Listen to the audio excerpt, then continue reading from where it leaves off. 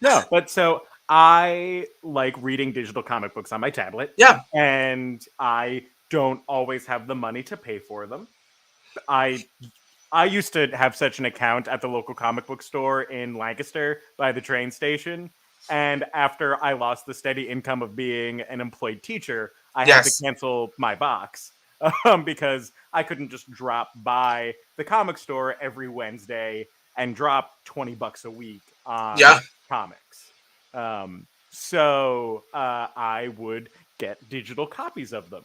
And to read those on an iPad, I have to buy an app and buy the comic books on that app. But with an Android tablet, I buy an app that reads the files and I acquire the files and I can read them. Samsung don't ask questions. They don't. They don't. Android minds its own business. Mm-hmm. I Well, listen, I remember when I was in college, it was a very short-lived thing because Mm-hmm. Apple cracked down on it. Mm-hmm. But a huge thing was they made a mobile emulator for like the Game Boy, like Game Boy Mm-hmm. Color, and people could play Pokemon, like old Yeah. versions of like Pokemon games. And for like a week, I never played Pokemon growing up, and so when I heard it, I was like, oh, that's cool. So I did it, and for a week, I was like, this is so cool. Like, I understand why people love Pokemon. And then one day, I opened the little because I had it saved to like my home screen. I opened it, and Mm-hmm. it was like this web address is no longer like allowed, like non accessible, and I was like, okay. Meanwhile, all my Android friends are still like, we're having the best time. I was like, oh. So that was my first look into like, maybe Apple's not.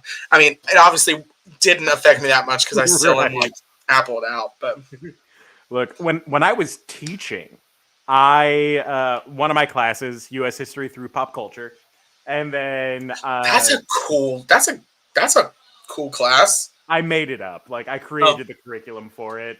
It's one of the benefits of teaching at a school that's part of a drug and alcohol rehab facility is if you can justify it with state standards and it makes the kids interested, let's try it. yeah, Um, so I would then sort of sprung off and did an art history course. hmm, And part of my art history course was a unit on video games because they are an art form now.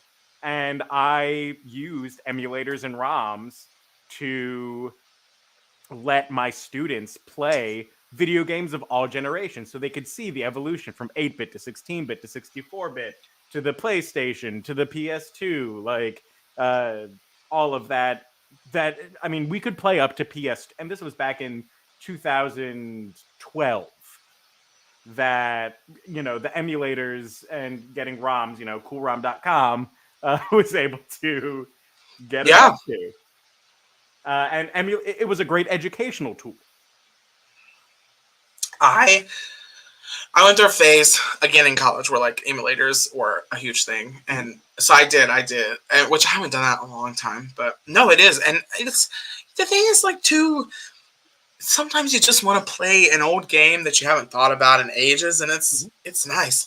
It's also fun. So when I was growing up, before we got the GameCube, that was like our first. That was our first like modern.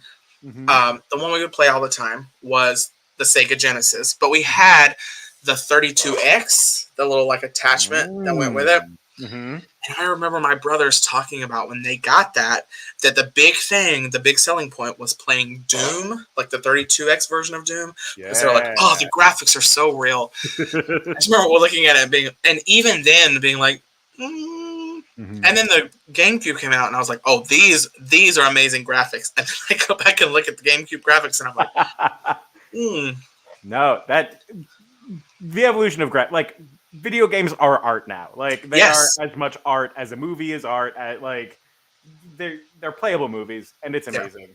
Well, Uh, I mean, that's like, oh, not the Facebook jail watch list. and like it's hello to everyone joining us right now. It is just Jonathan and me tonight hanging out. I'm in my jammies. Uh, I'm not, even though my mother texted me to make sure that I had cute, festive Christmas jammies for tonight. and I let her down. I'm so sorry. She's not even. She doesn't watch these. Why does it matter to her? She doesn't care. Maybe she and Debbie talk. I mean, they do, but like not. They're not like they run messing. into each other at the grocery store, and Debbie's like, Jonathan didn't wear his Christmas jammies. Don't you say a word, Debbie. But I feel bad that Debbie risked Facebook jail in her suggestion post for this week, and we probably will not even get to use those suggestions. I will say, though, it's hilarious because you don't... So I have been in Facebook jail. I have been in Facebook jail. I was in Facebook jail because I called Alex Stampoli a raggedy bitch. Oh my goodness, Steve-O. Steve-O, it was your birthday last week. We should be sending you money, not the other way around. Seriously, I've had to wait until tomorrow because tomorrow's payday to buy your CD. Steve-O, I love you, man. You're the best. Ugh.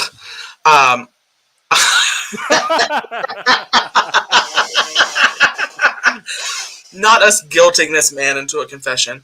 But no, I called Alex a raggedy bitch in Facebook Messenger. And which I didn't know they go through your messages, which that is concerning because, and like what gets me is like, I have sent worse things in Facebook Messenger than calling someone a rag. I've sent worse things to Alex on Facebook Messenger than calling him a raggedy bitch. But I don't know if they were just doing like spot checks that day or what. That was the last straw. So Debbie, I feel your pain. Also, I am not a redhead. I am using someone else's computer, and I don't know why this light has me. I look like I'm like hot, like I'm in the heat. But the devil went down to Georgia, or he was looking for a soul to steal. If Alex was here, he would have said whole. But I will be. I can tell you this; it's not a spoiler. I can't tell you anything else. But I will be a redhead for Murder Mystery. Mm-hmm. That's all you get. That's all you get. There's the little teaser. Just a little something. I saw my shoes for Murder Mystery today. Ooh. I am now going to send Jeff a picture of these shoes, which none of you will get to see. So, a Jonathan feet pic. My feet are not in the shoes. It is solely like website advertisement. Please save it for the OnlyFans, Jonathan. Come on. Dan, Stray is fantastic. I haven't gotten Jules to play a video game since Kingdom Hearts 3, and she quit midway through Arendelle, I think. But I downloaded Stray for her, and she has loved it. I've loved it. It's so good. I will make that cat meow every second. Hey. Anyway, that's what I was going to say. Door looks like it's a portal to the sun. Don't mind me, just a casual, house fire behind me. But that's what I was going to say. You were talking about games being artwork now. I really think that has just been sort of like highlighted with the Switch because so much of theirs, like, so many games are like, 32-bit, whatever, and there's gorgeous. And then they have games like Stray and all of that are full animation. They're also just as beautiful. And it's just, yeah. I love the Switch. Yeah.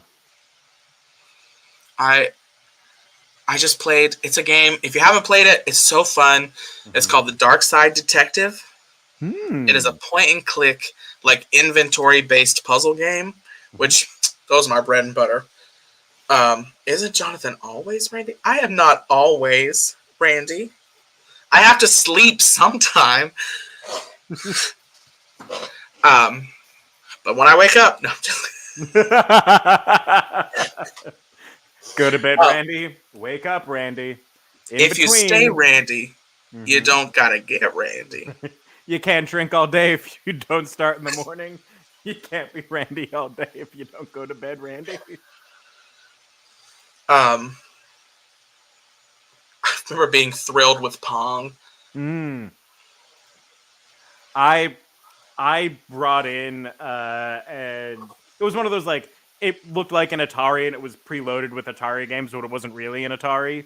I used that in my pop culture class, and my students broke it, and I was mad. No! Yes. Damn. Was that your final straw? That's when I would have quit being a teacher. Like this. Nope. It was that it was close. I knew it was an accident. Like that's the thing because these That's kids fair. like it was a drug and alcohol rehab facility for teenagers, right? So they were adjudicated there, and part of the like strictness of the program was like they weren't allowed to listen to music or play video. Like it was so regulated that them getting to play video games as part of my class was such a relief for them. Oh, that's That they fair. were so excited about it. So I knew that it was like they wouldn't have messed that up. Yeah. That's fair. Well, I think, like, because I think about so many things that have happened, and like, people have done accidents, and I think that is like really telling of someone's character as an adult if they can take the moment and be like, this situation itself upsets me, but I know that it was not done maliciously. Right. I'm still working on that. But it's easy to do, especially when there's that like power thing of like I am the teacher, you are the students, and like you messed this up, and I know that it's not because you're trying to anger me or anything. yes, no, that's fair. Like among peers, I think is a little bit more difficult to like parse that out. Yeah. Well, and the thing is, you're in a situation where that clarification is much more evident. Like with that, you knew that like even though it broke, it's not something they would want to mess up. So obviously it was an accident, and it's much more difficult in a pure group to sort of suss that out. Right. And there was no need for me to punish them because they punished themselves by breaking it. Like that's well, guess we're not playing that anymore. Exactly. Look, Michael is very right. Where it's like someone's messing with the color correct, and we're two different like saturations of scenes. But here's the thing, though. I think even saturation aside, I think that statement is pretty accurate as far as like general. I am the moody one, and we both have our days. But I do think you exist much more in a somber, like I'm more toned down, reserved. Yes. Yeah. And my default is much more not. You're bright and sunny. Sorry, summer camp. I had a kid step on one of those chemical ice packs. Oh no! Did it like burn? Like what did it do to you, Steve-O? I gotta know. I mean, that's how I got the teeth. the tusks just sprouted. Though, this is about to get really deep, and I apologize for you all that came here for comedy. But, yes, well, Debbie, but also to Steve-O saying about he was so scared he was going to get sent home, I think that's very telling of the response that is typical in that sort of situation from people. It is like absolute retribution no matter the circumstance. So they do like immediately go to that is going to be, which means we as human beings should start working on that. There's my tip. That was a legit thing that Doug Wallace and I used to get in trouble for because we took a very like situational approach to student discipline. Yeah. Whereas like the more of the like the school policy and the policy that other teachers took was that like one size fits all. This is the crime. This is the punishment. Like there can be no exceptions. Which like they're just two different approaches to classroom management and discipline. And I don't get to have a horse in that race anymore because I'm not a teacher anymore. But you still lead people. Oh yeah, but not in that sort of a system. That's true. Like we don't have a consequence list at the fair for Maybe we should. But you know, I think that proves a big point about in leadership, overarching. Because I mean, you look at these stories of these teachers that are like, these are the teachers that chose, that changed someone's life, or these are the teachers that make a difference. And the biggest difference in those people and the generic teacher, whatever it may be, is usually just some form of compassion and just taking that extra moment to like reevaluate a situation, whether it is their approach to education or discipline or whatever, to fit a need instead of just letting it be this sort of blanket that gets thrown over every single year of students. Oh, that is also very true. Maybe we should just listen to the person who told us not to do that. So when I worked for Missoula, one of my favorite things was if the kids did not want to listen to me, I had no desire to yell at these children. Like that doesn't do anyone a world of good. Also, it's much scarier if you get quiet. But what I would tell them every time was, you can choose to do whatever you want. My parents aren't coming to the show. It's your family coming to see this show. So if you want to act a fool out there on stage, that's on you. But when they come and ask me at the end, well, why was little Johnny not doing what he was supposed to? I'm going to say, you'll have to ask him. Because I asked him to do what everyone else was doing. Every time they'd be like, oh yeah, you're right, I should do this. Although except one time I did a show in Alabama and my family did come, so I lost that leg to stand on. So I'm like, my family is coming, so y'all gotta do right. And it's not even like you can act like they're not your family because they look so much like you. Here's the thing. Me and my mama walk into a room separate of each other. You may not instantly know that she's my mom, but once the two of us open our mouths, you're like, yep, that's his mama. So, but Joe Penn and I had this conversation, and I may have said it here before, but I think everyone in the theater world that wants to perform should do a tour, like a children's theater tour, at least once, because it teaches you. I've never seen this man in my life. It just teaches you so much about being a performer, because you still perform in these shows, even though you're teaching the kids, but you still perform in these shows. And so you have to like give it your all, even when everyone else around you may not be, or everything else around you is falling apart. And it also teaches you a lot about being a real adult, because you have to like keep up with your finances every week, and you have to do laundry every week. And it just makes you. So if you ever meet a kid who wants to go into theater, that's my advice to them. Do a touring children's theater contract. They may hate it. It may be the worst 5 months of their life, but they'll learn a lot from it. That everyone does a season of the Pennsylvania Renaissance Fair, a season of children's theater touring. Then listen, you can go to Broadway. We would craft phenomenal performers that way. Also, sometimes, something else Missoula has taught me is that sometimes your experience can be at the same place, and it can be a vastly different experience every time. Because every tour I have taken has been a very, very different experience. And sometimes even with the same tour partner, it winds up not being the same experience. Right. Because life happens. Yeah, you got to learn how to deal with it, Sometimes you wind up in an empty house in Roy, Montana, where the bed is the one single direction it can be in the room, but your feet are higher than your head.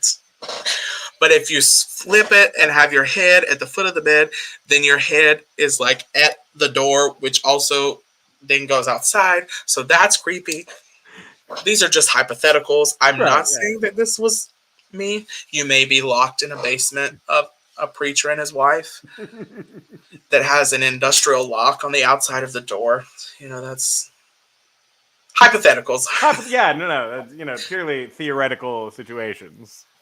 But then sometimes you wind up in mansions in California. So, it is really... shit happens. That's all I'm saying.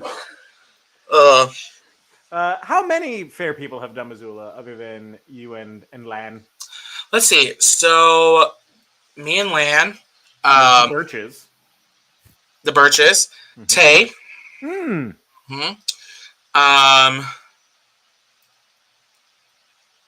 I think that's it.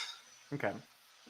Well, I guess Jesse Miller did a touring contract, but it was not Missoula. It was National Children's Theater, which the Birches also did. Mm-hmm. Yes. We became very good friends with the Missoula casting team at the Midwest Theater Conference. They are good people. They're very good people. They're fun. I will say, the Missoula training process, because it's just, so they usually do people on a year-long contract, but a lot of times at the end of 6 months, they give people a chance to reassess. And so what will happen is in January, they have tour spots that need filling. And so they'll bring in a smaller group of people. It's usually about 20 some odd. And they do training. And so that's when I always went in, because I'd stay up here through Christmas doing whatever, sometimes a show, sometimes hanging lights. Excuse me. And I'd go into the training in January. And I'm going to tell you, training in Montana in January is it's so much fun. It's so much work, because you literally work from 9 to 9, 6 days, every day that you're there. It's insanity, but it's so much fun.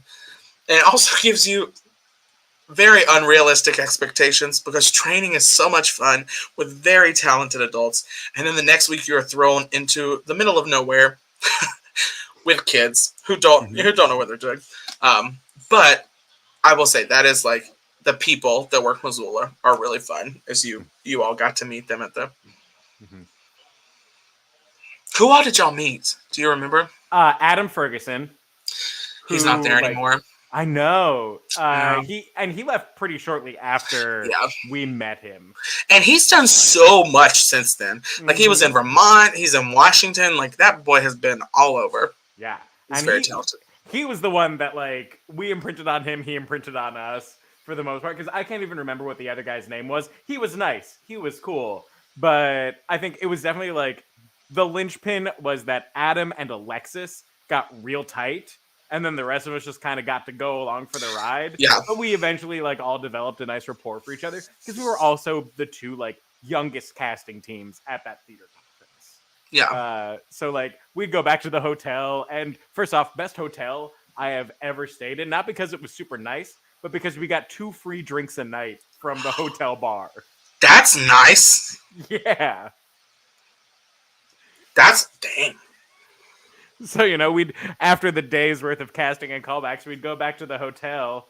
I'd get my free Johnny Walker Red. And am I quiet? I hear you fine. Can you hear me now? You are definitely louder now. Okay. There. I was trying to keep my microphone. That's a little too loud. Too loud. Too much. Oh no. Stop mumbling, woman. Yeah, that makes sense. Knowing both Adam and Alexis, that makes sense. I will say that was the nice thing about touring. So the January of 2020, before shit hit the fan, they had a deal with a hotel in town in Missoula, Ruby's, which was this old hotel and conference center. Super cute, super quaint, nothing fancy, but they had a really good hot breakfast every morning.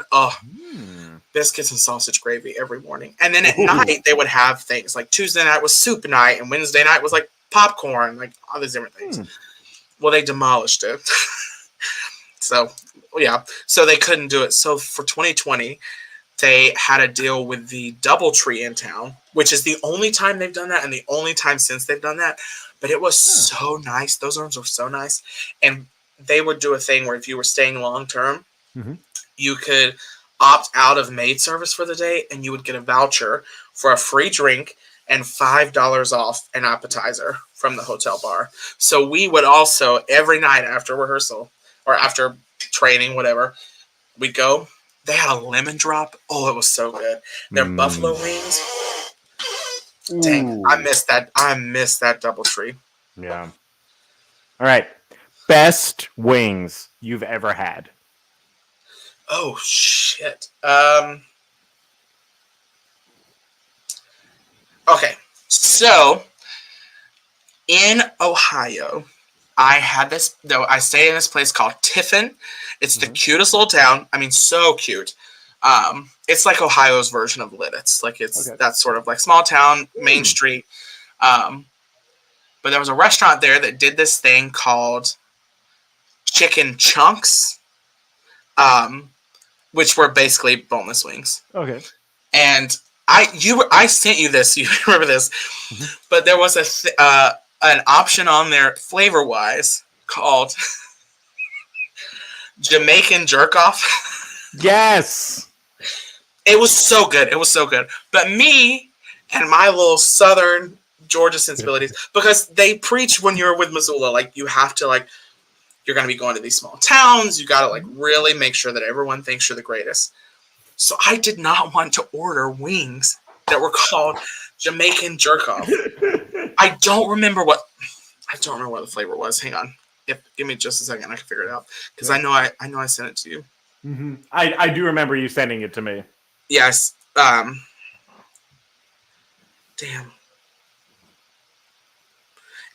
Oh, there it is. Let's see.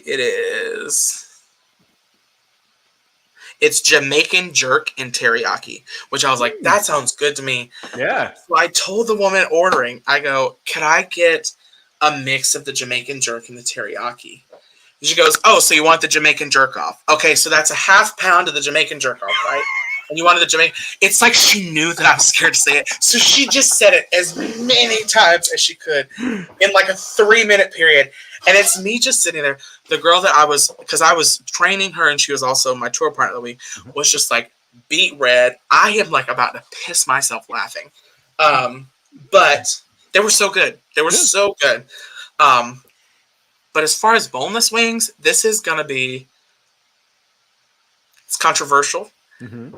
It may change the course of our friendship because I know you are a wing guy. Mm-hmm. Some of the best, like traditional buffalo wings, Domino's Pizza. They are cooked. The sauce is so good, and they are cooked perfectly to the point where, like, with the flats, you can break them and pull, and it just all comes off as one piece. Ooh. Yeah, I'm like, I respect it. Yeah, that's the thing. Is like, you know, if it's good wings, it's good wings. I don't care where they come from. Yeah. So I know you were a fan of the Roy wings at Cheers. The best wings that I will never be able to have again. The Roy wings at Cheers. Though there's a place that was closed. It had great wings. It closed. And then it has recently reopened. Pete and I keep talking about needing to get out there. It's called The Burrow in Hummelstown. Oh. And they had equally good wings to Cheers. Like, the only reason that Cheers was the preference was because Hummelstown is a drive. And Cheers is right there. But, yeah. I've never been to a Hooters. I've just never gone inside. It's never been a thing. I went to one. I don't know why I went to one, but I went to one. But I got like beer battered fish. I didn't get wings. Okay. But I've heard that they're good. We do have Wingstop up here. My bachelor party, my best man got a bunch of wings from Wingstop, and we basically did a hot ones for my bachelor party of just all of us eating excessively hot wings and doing stuff. It was like, and Wingstop made it so easy to do. Yeah. Jesse Schaefer, I want you to know, he probably doesn't remember this, but when I sent him the Jamaican jerk off, what he sent me back was to educate me on the Elton John song. It's true, because one day, Joe Penn, Sam Lee, and I we're having a conversation in the dressing room, and we went, when do you think in his music Elton John started trying to tell people he was gay without fully coming out of the closet? And we found on Goodbye Yellow Brick Road the song Jamaican Jerk Off, and we went, there it is. That's Bojangles? Yes, I know about a Bojangles. You think I don't know about Bojangles? A Bowberry biscuit?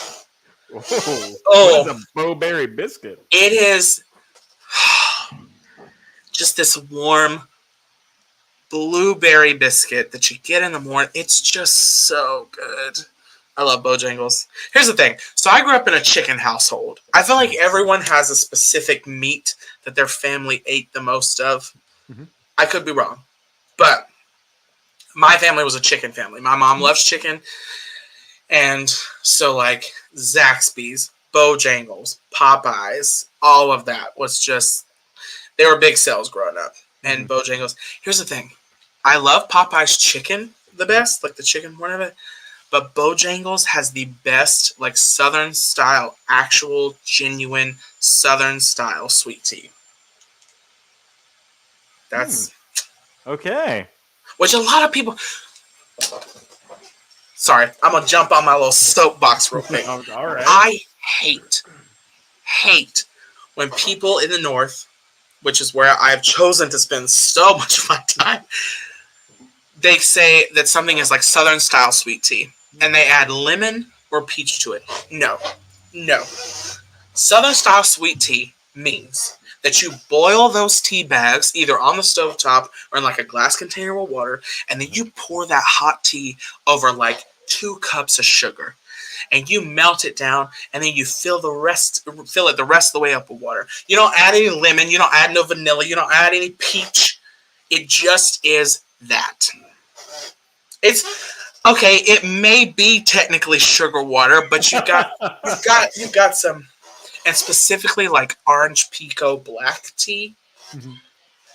I tried to help Matthew Glenn Clark make sweet tea this year. Ooh. And it was bad because he didn't understand that you had to put the sugar in there when it's hot. And he also didn't put enough sugar, and he put too many tea bags for the amount of water. So it was just strong and grainy. Oh, no. There's our t-shirt quote for the week right there. Improv technology, strong and grainy. Strong and grainy. No, that sounds uncomfortable. We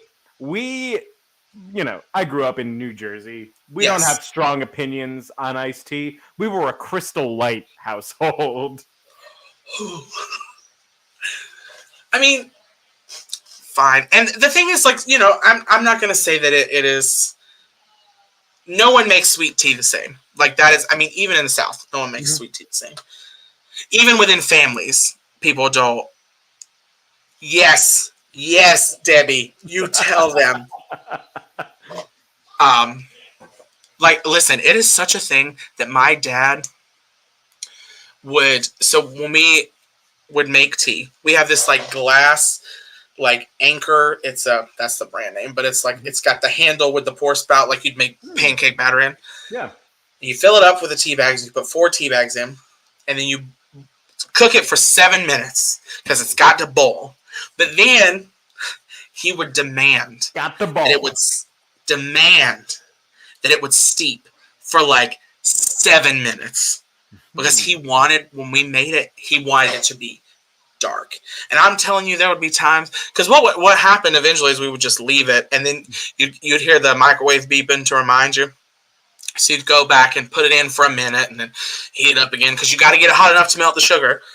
And so there would be times you would pull that thing out of there and that tea would just be black. And that's when you knew it was done. Listen.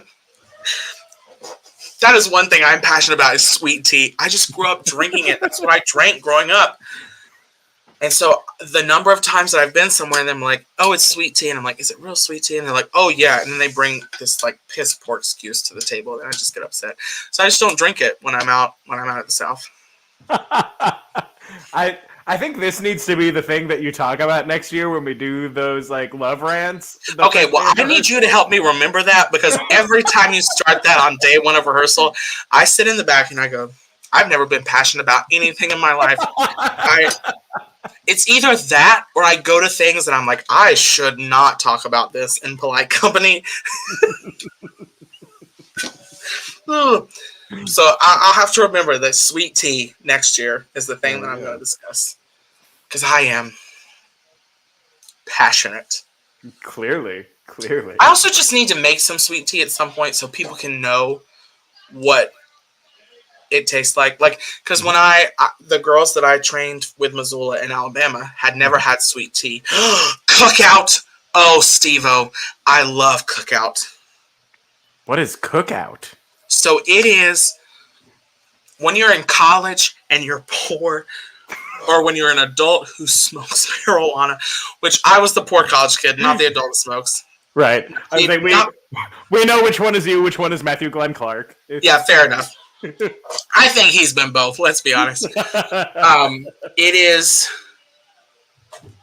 So it's like... The only way I can describe it, the thing that sells it is they have these like plates, and you pay like $5.99, and you get one main entree and two sides, but the two sides can also be like entree type things. So my order at Cookout, Jeff knows about Cheerwine. Jeff knows about Cheerwine. Yes. Steve Hager and I, like, we... Double corn dog. Steve-O, he knows. So my Cookout order would be, the main would be the Cajun chicken sandwich. And then my sides would be a quesadilla and a Cajun chicken wrap. So then it's $4.99. Okay. And you can either get a large drink with it included in the $4.99, or a massive sweet tea. So I'd always get the big sweet tea. $4.99. So that was the big sell when you were in college. And it's open late. And it's just like, and they got all kinds of stuff like corn dogs, hot dogs. Their hamburgers are really good. They have like fried okra, macaroni and cheese, just like classic. Yeah. That was the big thing. But at first when you were describing that, it sounds like when you're at a mall food court, the like Chinese place. You're like, yeah, I'll have one meat, two sides. You know how I feel about Chinese food. And I honestly, mall Chinese food, it's up there. Yeah. It's up there. There's a soft spot in my heart for mall Chinese food. When I was in high school, going to the Menlo Park Mall in Edison, New Jersey, we'd walk up, they'd know our orders as we were walking into the food court. Like, they'd seen my buddy Jeff Outwater coming, and they'd be like, oh, orange chicken, 2 fried rice. Let's get it going. Listen, and if they ask me, free sample, the answer is yes. The answer is always yes. Absolutely. How do they stay in business? Because every time you go to a Cookout, there is a line. There are people waiting. They want food. It is busy. Also, because it stays open late, like it is, it's like the Waffle House. It's like the Waffle House business method. Like, that's why they stay so cheap, is because people go there at like 3:00 at night. Yes, Menlo Park Mall, Woodbridge Mall. Just hop on Route 1, take it from one to the other. I used to tell people, I still do, I'm doing it now, that you could start at the house that I grew up with, the house that my parents still live in, and drive in any cardinal direction and arrive at a different mall within at least 15 minutes. Different mall. Brunswick Square Mall, Woodbridge Mall, Menlo Park Mall. If you feel like going a little bit further, Freehold Mall. So many malls. New Jersey is the mall capital of America. Why did we not go Black Friday shopping? Because Black Friday isn't as exciting as it used to be. It really isn't. No more doorbusters, No. Well, because everything really starts on Thursday now, and it's all online. Yeah. Like, I remember in high school going to Target Mm-hmm. at like 5 a.m. because they opened at 7 Mm-hmm. and they had a really good deal. It was when the Kindle like first came out, Mm-hmm. and I was like, I have to have one. And me and my cousin's wife stood in line at the Target at 5 a.m. and we got one because it was really cheap. I don't remember how much it was, but it was the Kindle with 3G, so like you could download books on the Oh. go. Mm-hmm. Yeah, it was real nice. Damn, I miss back when life was simpler. Because we used to go Black Fridaying as well. My sister Deb was hardcore about Black Friday. Well, I remember the first year that we went to your house Black Friday shopping. They like got up and went to, I think, like Bath and Body Works or something Mm-hmm. that Friday. And they asked us to go, but I wound up not going. And part of it was because, like, it was my first year there. I wasn't really sure. But now I'm like, I would be Black Friday shopping in heart, but it's not. It's not as exciting anymore. Yeah. No one gets trampled anymore. Where's the fun? Yeah, it all went downhill when people stopped getting trampled on Black Friday. Honestly, maybe we're living in a safer world right now, but is that really entertaining? They either died or just won. Oh man. Listen, Steve-O, you say that, but I want you to know that when I was in college in Savannah, Georgia, across from the college was the Savannah Mall, and down the road was the Oglethorpe Mall. Now, in Savannah, the Oglethorpe Mall is the mall. Mm-hmm. Savannah was the mall, then Oglethorpe opened, and so now it's like the only thing there is a Target, an AC Moore, a Bass Pro Shop, and I think a Burlington Coat Factory, and a couple of things on the inside. But it is like a ghost town. But that mall, a Texas Roadhouse, that mall refuses to give up the ghost. And it is honestly eerie to walk through because there just are stretches where everything is like closed up. There's nothing in it. It's kind of scary, but also kind of cool. Mm-hmm. Special type of urban exploration, I guess. Right. I can't wait for future archaeologists to unearth shopping malls. Like we don't have to be like the pyramids, They are the we don't have to wait. Capitalism. Did you see that article where they like unearthed? Oh, the Tifton Mall. You mean the hallway? Oh. Yeah. So Tifton is a town about 30 minutes from where I grew up, Fitzgerald, where Debbie lives. Mm-hmm. And it is quite literally a hallway. And it has, I don't know what, 5-6 stores it had. It had a JCPenney, but now it's an Ollie's. It has a Claire's, a Bath and Body Works, a shoe store, an athletic store, a kids store, a Belk, and a Bell's. So I guess 8 stores. Okay. I guess 9 because there's a what's that? Oh, the women's store.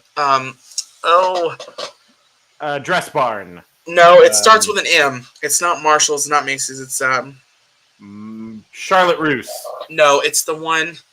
It's the store right up there by TJ Maxx here. Marshall's. Is it Marshall's? No, not Marshall's.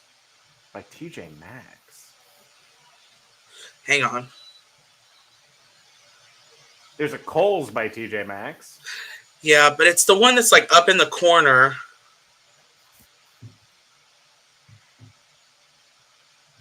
There's a Maurice's. Oh, okay. Yeah, there's a Maurice's in there, but it is. It is a glorified hallway. Mm-hmm.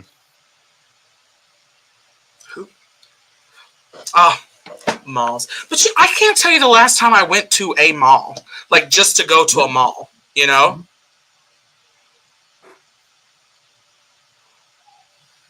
Where'd you order wings from? Yeah. What flavor? Mm-hmm. Dan, we need details. Yeah. How spicy do you like them? How spicy is Evelyn willing to go at this point? I feel like she's a champ. Oh, yeah. Okay, and this is something we have also discussed. We talk about a lot of things. I like, and I know you're pretty much on the same page. I don't mind how spicy something gets as long as the flavor is good. Mm-hmm. Because sometimes they're just hot to be hot, and they are not. The flavor is not good. Yeah. We called it. Medium buffalo and applewood barbecue. Ooh, those sound good. I'll be honest, not a huge like barbecue wing fan. Yeah. I used to devour KFC's honey barbecue wings. Listen, I love KFC. I'm here to admit it. Mm-hmm. It's the chicken. I mean, we have a Zaxby's in town, but KFC every now and then just hits. Their biscuits are so good. Oh. Ooh, Steve-O, that sounds good. What are Scotch bonnet peppers? They're spicier than habaneros. Damn. They're very good. Do you make your own hot sauce, Steve-O? Because that sounds like something that someone that makes their own hot sauce does. I experimented with making hot sauce a couple years ago. It was my Christmas present when I was much poorer and had to try and DIY Christmas presents. So I gave all of my family. I made hot sauce using whiskey in place of some of the vinegar, and it was very good. That sounds real good. Because of course I do. You've seen my beard. Man's got a point. What's your favorite hot sauce? Like in general? Yeah. I just recently discovered truff hot sauce. I've never heard of that. It's hot sauce made with truffle oil. It's so creamy. Bougie. It's very bougie. It's expensive, but it's also creamy and luxurious. Same. It's very good. Oh, the packaging on that is snazzy. Yes. I'm a big fan of Texas Pete. That's my go to a grocery store, grab some hot sauce. Texas I'm not Pete. a big Texas Pete person. Yeah. It and Tabasco are very similar for me, and there's just a taste with them that I'm not a huge fan of. Okay. If I'm doing just going to a grocery store picking up Louisiana hot sauce. It's the flavor. It's so good. I used to. I don't know if I could anymore. I don't know. I might be able to, but used to. I would say that I could, in a blind taste test with major name brand hot sauces, I could tell them apart purely on taste. Damn. I love hot sauce. That's good. When I was in college and I was poor, I would buy hot sauce. Usually Frank's, because if I'm just gonna eat hot sauce, it's the most palatable. Yeah. Their buffalo sauce. But I would buy that and tortilla chips, and I would just put tortilla chips in a bowl and just cover them in hot sauce. That's what I'd eat. Nice. I got really lucky. There were 2 straight seasons of Celtic Fling where the Torchbearer hot sauce tent was right next to the stage that I did most of my emceeing at. So I would plug them all the time because I know how to play the game sometimes. Yeah. And then I'd be schmoozing with the hot sauce guy, and he'd give me great deals. I'd get a free bottle or whatever. It was amazing. Well, that's where you had me try that one, the Son of. Oh, Son of Zombie. Yes. Oh, that is good. That is good. Yes. I have had I have a can of Slap Your Mama seasoning in my pantry right now because Courtney Collado gave it to me. That is a Courtney Collado gift. I also loved when we were like, what are we going to talk about tonight? And I said, last time we talked about food recommendations. And here we are again. Look, you and Alex get together and you do tea time. You and I get together and we do sweet tea time. That's, it is, I will say, it is much more approachable. There's a lot of tea time I would not show to my Nana. She could watch this. Yeah, it's sweet tea time. Exactly. Well, here's a question. This is one I don't know why I've given it this sort of like build up. When you do, so I don't like barbecue sauce on like wings, but as far as barbecue is concerned, do you like more of a sweet sauce or like a tangy mustard, like vinegar based sauce? I like more of the sweet sauce. I do on like when I used to go to Divine Swine. Mm-hmm. If I got like the brisket, I'd usually do the like spicy barbecue and the mustard, and I'd like alternate going between the two. So it's so odd. So I love Sweet Baby Ray's, but I don't like that it. sauce is the boss. But I don't like it as like a barbecue sauce. Like if I have like pulled pork or something, I don't like it for that. But if I'm gonna dip like chicken in it when we have like chicken at the fair or whatever, I love it for that. As like a dipper. But when it comes to like actual barbecue, I'm a like mustard, like tangy. But that's, to be fair, that's what I grew up on. That's what my dad liked, so that's just what we always did. But that's the Carolina barbecue. Yeah, that makes sense. Which I will say, I miss Divine Swine, man. Me too. For Pennsylvania, like barbecue, it was good. It was good barbecue. Their ribs, going on a Wednesday and getting the rib deal. And the hush puppies. I still get cravings for you can't find hush puppies like that anywhere. No. And they have that little sauce with them. Like, I don't even know what it was. Ugh. So good. All right, Steve-O, you may not be allowed in the actor's kitchen, but you are welcome to mine and Jules' apartment in our kitchen. Steve-O, I'm going to erase any mystery that actor's kitchen may have. You do not want to cook in there. No.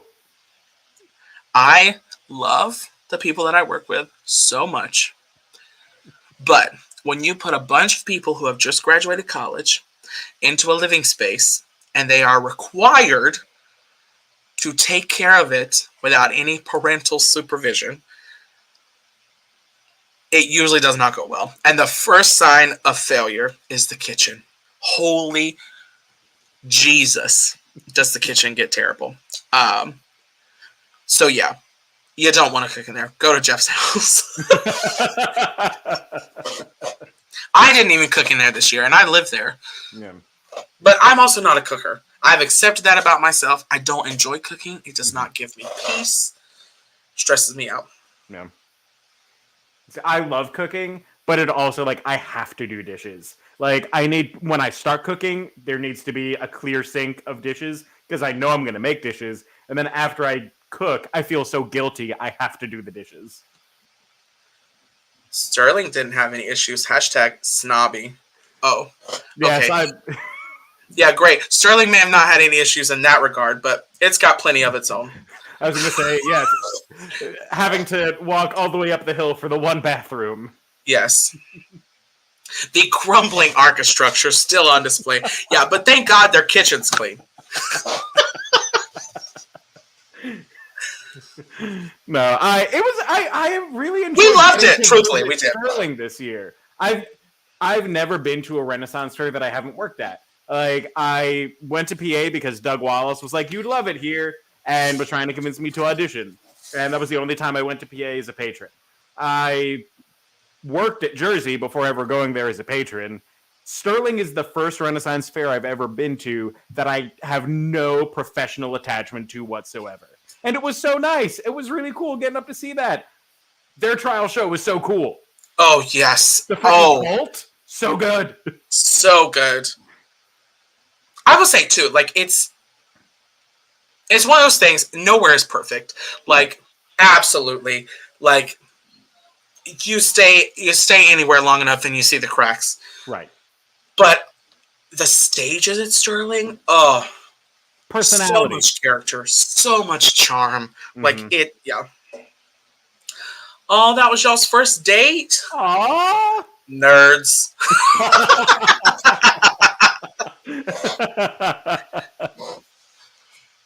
I will say it's so interesting how quickly something can become like such a part of your life. I had never, I mean, absolutely never been to a Renaissance fair before working here. And now I've been to a solid handful, which is not something I ever thought I would say. Yeah, no, even when I auditioned for the fair, I was like, this place is gonna be a bunch of fucking nerds. And it is, but they're cool nerds. Yeah. Oh yes, we love. There was a couple of the girls on cast that we were like, you want to come work at the Pennsylvania Renaissance Fair? Oh, if I didn't know that it would accidentally start a war, there were definitely people that I was gonna give my business card to because they were really good. Fantastic. I will say that is a nice thing too about going to places, especially like Sterling, where they do have a cast and places like that. It's like really getting to show, because we came to I was doomed. We went to their like town hall meeting, and it was really fun to like be a part of it, because we know the game, and like being really like active participants, even though we said we weren't gonna, but then it just kind of happens, and we had a really good time. We had an absolutely lovely time. Clan Tinker. Oh, we loved Clan Tinker. Oh my god, I wish we could get them. We went to see Clan Tinker, what, 3 times? Twice? Their first show and their last show, I think. That's right. I've heard that. I know y'all like Bristol. I've never been there. It looks gorgeous. It looks absolutely stunning. Yeah, their decor and everything like that has always looked amazing. And I think Greg Menage a Moi is on staff there in some way, shape, or form. Yes. And I just really like him. He's a cool dude. He loves Ship Shape, and they love him. Yeah. Yeah, that has been really fun, especially like this year with Tea Time. That show shared the stage with like all independents, so really getting to spend time with like Steve-O and like Gordy, and then Jen at the end. But we see Jen all the time anyway. Was really fun. Because then we get to see things like we don't normally get to see, and they get to see something that like was born and bred here, and like they get to see how that shapes up. So it was really cool. Yeah. WWF WCW. What is that? Oh, so back in the 90s, there were 2 major pro wrestling brands: the World Wrestling Federation, which is now WWE, World Wrestling Entertainment, and WCW, World Championship Wrestling. And they had like the Monday Night Wars, where it was, WWF had Raw, and WCW had, oh God, I wish I could remember their Monday night show. But it was basically like these wrestling promotions battling it out for supremacy in the 90s. It was cool. Wild. I watched wrestling for the first time the other night with Joe Penn. Yeah? He, like, major. Nitro. Sorry. But he likes the like he likes the like showy wrestling that is like fake. Watching it, I was like, this is what you like? And he was like, you just don't understand. I'm like, I really don't. You're right. I don't. Debbie, I will be very honest. That is something we have talked about. Because we have 3 at fair, but I think if it ever leaves, I think it will just be me and Alex, truthfully. Just kind of take it back to its roots. Yes, that is. Listen, that energy he gave during EWW, I need you to know that every time wrestling is on, that is the same energy he gives. Last night, I was in my room and I didn't know what was happening, but I knew every time the guy he was rooting for would do something great, because the absolute scream and like exultation that would emerge from the living room was insane. Look, Joe is our resident wrestling expert. Like, Yes. I watched in high school, fell off in college. Joe has remained true blue, stuck it out, and like, you know, loves it. He really does. It's like a kid at Christmas. Mm-hmm. The Murder Mystery cast got him AEW tickets as a thank you present for directing the show. Like, yes, he is. Yeah, that man loves wrestling. Mm-hmm. I just love watching Joe get excited about anything. Yeah. I will say, you sit there, and I was sitting there last night, and I was like, have I ever loved anything this much? And then you start like questioning life, and then you're like, oh, I can't do this, I can't do this. Debbie wants the whole fair crew compressed into a 3-hour show. That would be a heck of a touring production. Just pack up all 70 people, box and Blackfriars. Into a 3-hour show? American Music Theater. Let's go. Oh my heavens. Okay, but Ren Fair the musical. We do a 3-hour. It's something rotten, Jeff. God damn it.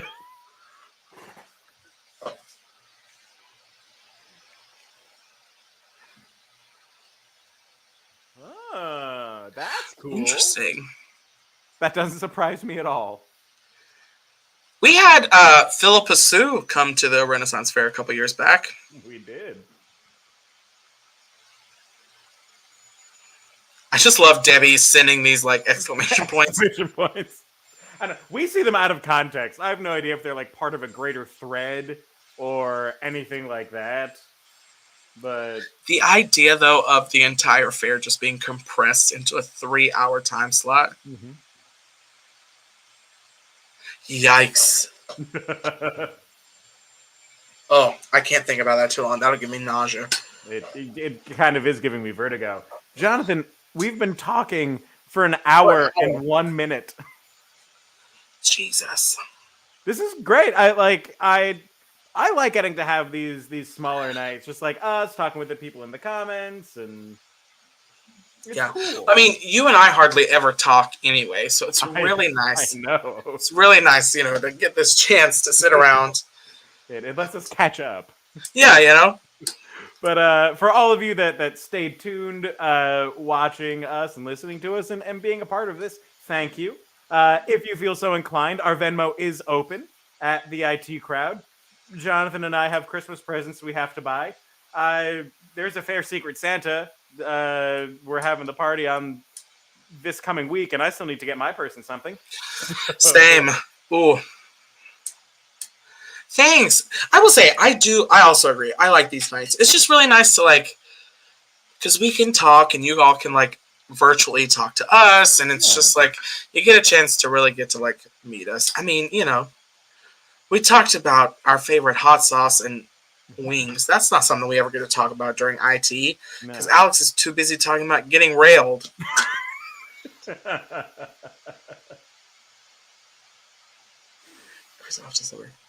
That's dang. It blows my mind. People just meeting celebrities. Wow. Although I will say, I did meet Patti LuPone once, and she's a celebrity to a select group of people. It's true. That's true. I have my picture with Patrick Stewart right behind me. That's dope. And you met Penn and Teller. I did meet Penn and Teller. That was awesome. I had to pay for Patrick Stewart. I mean, technically, I had to pay for Penn and Teller too because I saw their show and then met them afterwards. But so good. Dan, I think anyone who gets railed will tell you that they do not want to get railed after eating hot wing sauce. No, but if you get railed beforehand, it clears you out, and then it's easy entry. We should have stopped this live 3 minutes ago. I will say, God, this is awful. He doesn't watch this, so it doesn't matter. But my best friend in college, his name is Daniel J. Mm-hmm. Which already his name was not originally Daniel J, but one day he just decided that's what he wanted to be called. Mm-hmm. And now Jordan. Jordan is his real name. But I like people. Nobody knows him by that. Everyone just calls him Daniel J, which I think is hilarious. But he loved crystals, like the little hamburger crystals. He loved their hot wings. Loved their hot wings. But he would eat them, and they would have to go to the bathroom and have to take Vaseline and put it on his O-ring because he said they were just as hot when they exited as when they went in. So it was a David, I can't talk to you. I'm doing an impression. It was always a process. You would see him, he would finish his wings, and then he would not say anything. He would just disappear for about 5 minutes, and then he'd come back out, and we just all knew. We all knew what he was doing, you know. And that's the type of closeness you can have with your friends if you become a theater major. It is a special kind of closeness. It's wild to me that there are people in my life that I could tell you intricate, horrid details about their lives, things that they would not want repeated on the internet, so I won't. But I couldn't tell you their favorite color. I don't know their middle name. Like, it's just wild. Mm-hmm. So, I mean, listen, you all that I've worked with for 3 years, oh, hey, S'mores. I know more about y'all than I know about a bunch of people. Mm-hmm. And y'all know more about me than you ever should.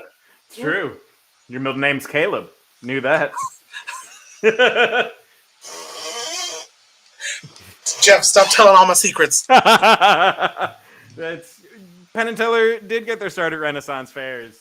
So when we did the 2020 fair season, Steve Hager paid for Penn Jillette to do a cameo for me to like share with the cast. But it was basically Penn Jillette going, "You doing a Renaissance fair during COVID? Good luck with that." And it was amazing. I still have it saved on my phone. It was great.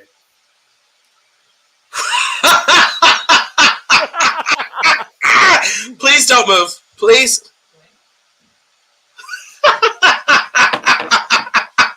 It's just you existing behind me. You're talking to me. Yes. Damn, I was hoping she'd get closer. Oh, no, she's not. Oh. The bit! What? It's not. He wanted you to, when I disappeared, to get closer. Oh, I couldn't hear you. I didn't know that's what was happening. They wanted me to bring s'mores over, but she's hiding. Who won? We did. Fuck George. Yes. Yeah. Michael Adelson says hello. To me? Yeah. Literally right there. We're still live, so be nice. Hi. I didn't know you guys... What are you guys doing? Just talking. Yeah. Oh, so you just openly let me say fuck George on air? Yeah. All right. You would have I done had it. already... The F gates had already dropped. Did it? I'm pretty sure I said it pretty early on. I'm very liberal about it when Alexis isn't around. She's in the house. The call is coming from inside the house.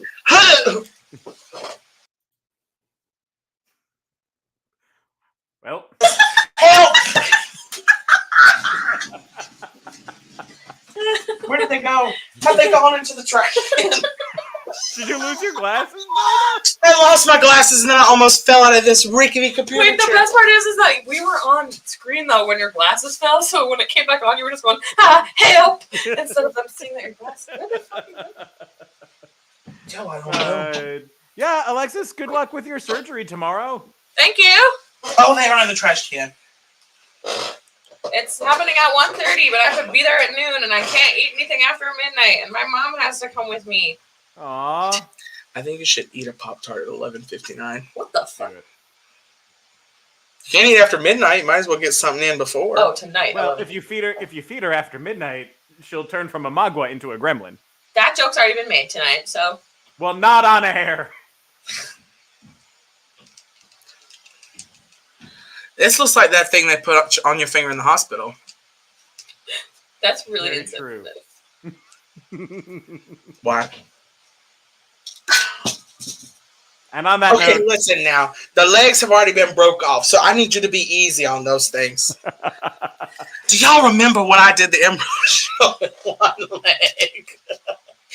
Oh, my glasses, not me. I was like, when did you do a one-legged improv show? I was like, bitch, I don't know. Oh, God. Could you imagine showing up with 2 legs to a one-legged improv show? That's terrible. What did he say? I'm just reading. Gremlins is just spitting in the face of daylight saving time. What does that mean? Because midnight is subjective, depending on where you are. Midnight is in the eye of the beholder, Jonathan. It's true. Well, on that note, Yes. thank you all so much for joining us tonight. Venmo us if you feel so inclined. We would still appreciate it. And we hope you have a great week. And maybe we'll see you next week. Who knows? I hope so. You have anything to say, Jonathan? Be sure to drink your Ovaltine. All right. And on that note, we love you all.